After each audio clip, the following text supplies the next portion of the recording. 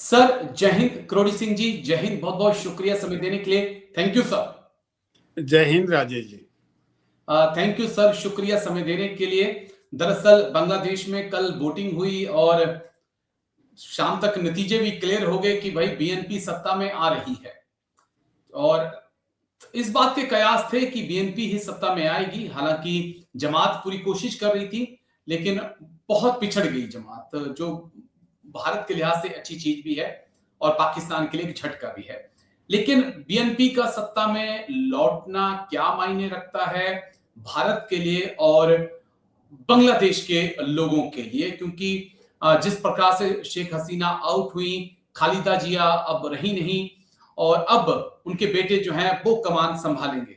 तो कैसे आप बीएनपी के इस कमबैक को देख रहे हैं, बांग्लादेश के लिहाज से भी और भारत के लिहाज से भी सर?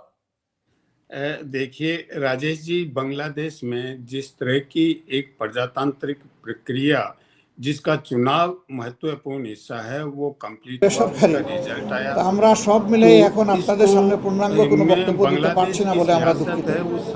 আমরা দিব ইনশাআল্লাহ। আমরা আবার বসবো, আমাদের মধ্যে আমরা এগুলা নিয়ে বিশ্লেষণ করব। আমাদের কোনো ত্রুটি থাকে সেটাও আমরা দেখব। আবার যদি সামগ্রিক কোনো বড় ত্রুটি হয় তাকে সেটাও আমরা আগেই বলেছি, ছোটখাটো কোনো বিষয় নিয়ে আমরা টানাটানি করব না এবং পুরানা রাজনীতির সংস্কৃতিতে আমরা ফিরে যেতে চাই না। আমরা ইতিবাচক ধারার রাজনীতি করতে চাই। রাজনীতি যদি দেশের মানুষের জন্য হয় তাহলে যারা রাজনীতি করবেন তাদেরকে এই কথা মেনে নিতে হবে যে পাশ করার গ্যারান্টি নিয়ে কোনো নির্বাচন হয় না, কোনো রাজনীতি হয় না। আপনি যাবেন মানুষের কাছে, মানুষ যেভাবে গ্রহণ করবে, যতটুকু গ্রহণ করবে তাকে আপনার অভিনন্দন জানানো উচিত।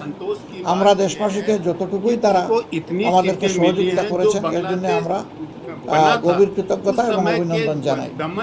আর আমরা আশা করছি যে খুব দ্রুতই সরকার তার অফিসিয়াল রেজাল্ট পাবলিশ করার সাথে সাথে আমরা আবার আপনাদেরকে কষ্ট सीमा तक सफल रही है इतनी सीट आना भी, क्योंकि पाकिस्तान जैसे देश में भी जमाते इस्लामी को इतना वोट नहीं मिले हैं, तो उसके लिए ये संतोष की बात है कि इतना मिला।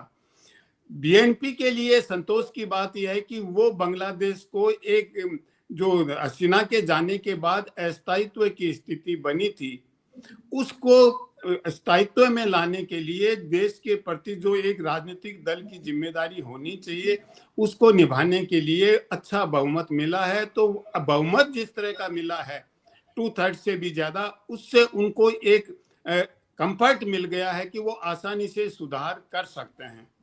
बांग्लादेश के आवाम को ये हुआ कि आवाम ने पहले हसीना के अगेंस्ट में या हसीना की स्वेच्छाचारिता अगर कहें तो उसके रूप में अगर आंदोलन चलाया था और बढ़ चढ़ के भाग लिया इस रूप में कि जो जनवरी 2024 में पोलिंग परसेंटेज था, वोटर टर्नआउट था, उससे कहीं ज्यादा हुआ है। और अब আমরা সব মিলে এখন আপনাদের সামনে পূর্ণাঙ্গ কোনো বক্তব্য দিতে পারছি না বলে আমরা দুঃখিত। আমরা দিব ইনশাআল্লাহ। আমরা আবার বসবো, আমাদের মধ্যে আমরা এগুলা নিয়ে বিশ্লেষণ করব। আমাদেরও কোনো ত্রুটি থাকে সেটাও আমরা দেখব। আবার যদি সামগ্রিক কোনো বড় ত্রুটি হয় তাকে সেটাও আমরা আনবো। আমরা আগেই বলেছি ছোটখাটো কোনো বিষয় নিয়ে আমরা টানাটানি করব না এবং পুরানা রাজনীতির সংস্কৃতিতে আমরা ফিরে যেতে চাই না। আমরা ইতিবাচক ধারার রাজনীতি করতে চাই। রাজনীতি যদি দেশের মানুষের জন্য হয় তাহলে যারা রাজনীতি করবেন তাদেরকে এই কথা মেনে নিতে হবে যে পাশ করার গ্যারান্টি নিয়ে কোনো নির্বাচন হয় না, কোনো রাজনীতি হয় না। আপনি যাবেন মানুষের কাছে আপনার বক্তব্য নিয়ে, মানুষ যেভাবে গ্রহণ করবে, যতটুকু গ্রহণ করবে তাকে আপনার অভিনন্দন জানানো উচিত।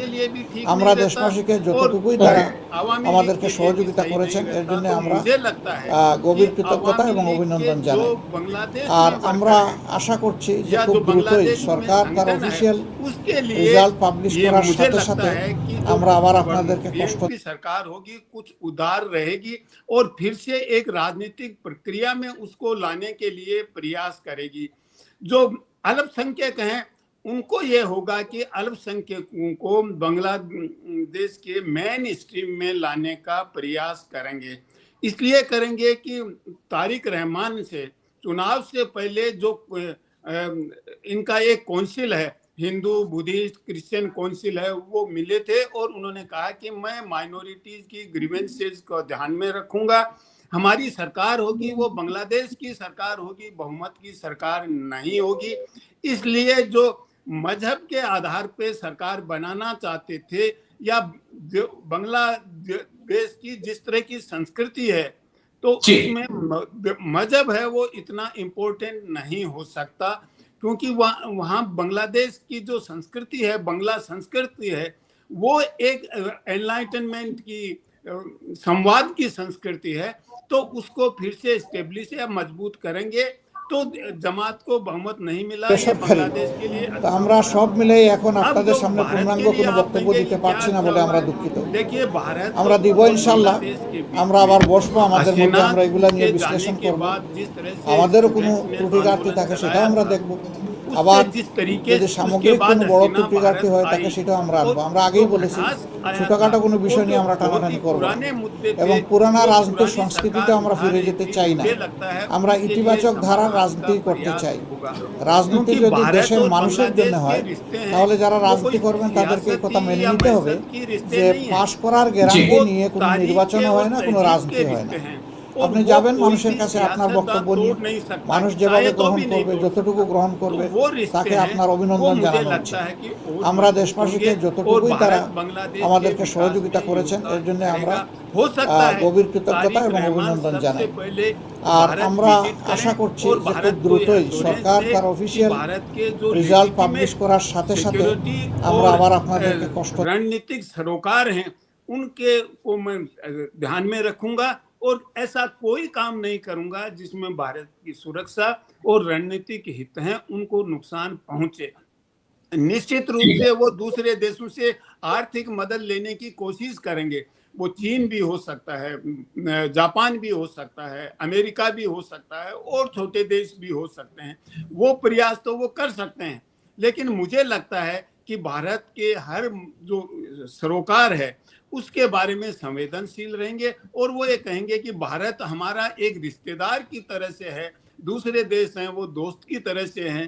इसलिए हम बांग्लादेश के पुनर्निर्माण के लिए, राजनीति के पुनर्गठन के लिए प्रयास। बस एक आखिरी सवाल क्योंकि व्यूअर्स ज्यादा लंबा वीडियो देखते नहीं है, लेकिन मोहम्मद यूनिस का आगे क्या है? क्या बोरिया बिस्तरा पैक करके अमेरिका लौट रहे हैं वो इसके बाद, या फिर अगले बांग्लादेश के राष्ट्रपति हम यूनिस को देखें? सर देखिए अमेरिका लौट रहे हैं इससे तो मैं सहमत नहीं हूँ। मुझे नहीं लगता कि वो अमेरिका जाएंगे। বেসরকারি एक तो जो আমরা সব মিলেই এখন আপনাদের সামনে পূর্ণাঙ্গ কোনো বক্তব্য দিতে পারছি না বলে আমরা দুঃখিত। बांग्लादेश में আমরা দিব ইনশাআল্লাহ, আমরা আবার বসবো, আমাদের মধ্যে আমরা এগুলা নিয়ে বিশ্লেষণ করব, আমাদেরও কোনো ত্রুটি ঘাটতি থাকে সেটাও আমরা দেখব, আবার যদি সামগ্রিক কোনো বড় ত্রুটি ঘাটতি হয় থাকে সেটাও আমরা আনবো। আমরা আগেই বলেছি ছোটখাটো কোনো বিষয় নিয়ে আমরা টানাটানি করব এবং পুরানা রাজনীতির সংস্কৃতিতে আমরা ফিরে যেতে চাই না।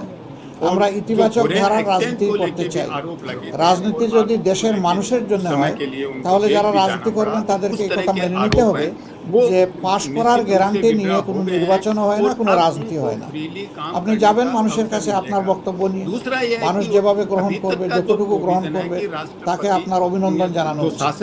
আমরা দেশবাসীকে যতটুকুই তারা আমাদেরকে সহযোগিতা করেছেন এর জন্য আমরা গভীর কৃতজ্ঞতা এবং অভিনন্দন জানাই। আর আমরা আশা করছি যে খুব দ্রুতই সরকার তার অফিসিয়াল রেজাল্ট পাবলিশ করার সাথে সাথে আমরা আবার আপনাদেরকে কষ্ট कंस्ट्रक्ट कर रहे हैं, पूरे संविधान को ही पुनर्निर्माण कर रहे हैं। तो वो संविधान बनने के बाद राष्ट्रपति होंगे या अभी राष्ट्रपति वो ही चलेंगे तो अभी कह नहीं सकते। तो हो सकता है कि उनको राष्ट्रपति बनाएं, नए संविधान में भी हो सकता है, पुराने संविधान के बेसिस पे भी हो सकता है। तो उसके लिए पॉसिबिलिटीज रूल आउट नहीं कर सकते। लेकिन ये कहना कि वो अमेरिका जाके या यूरोप जाके रहेंगे, मुझे नहीं लगता कि वो जाके रहेंगे, क्योंकि वो ये बात एक्सप्रेस कर चुके हैं कि उनको बांग्लादेश से, अपने देश से लगाव है। वो इसीलिए उन्होंने शायद ये पद स्वीकार किया था और अभी भी ये कहा कि मुझे संतोष है कि मैंने अपनी जिम्मेदारी निभाई मेरे देश के प्रति। बिल्कुल सर, और पिछले 1 साल में भारत के साथ संबंधों को पाताल लोक में पहुंचा दिया, ये भी एक सच है। लेकिन शुक्रिया करोड़ी सिंह जी, बहुत बहुत शुक्रिया आपका। थैंक यू समय देने के लिए सर, थैंक यू। जय हिंद, टेक केयर सर। उम्मीद करेंगे भारत और बांग्लादेश के रिश्ते और अधिक मजबूत हों और वापस ट्रैक पर आए sir. Thank you Rajesh ji.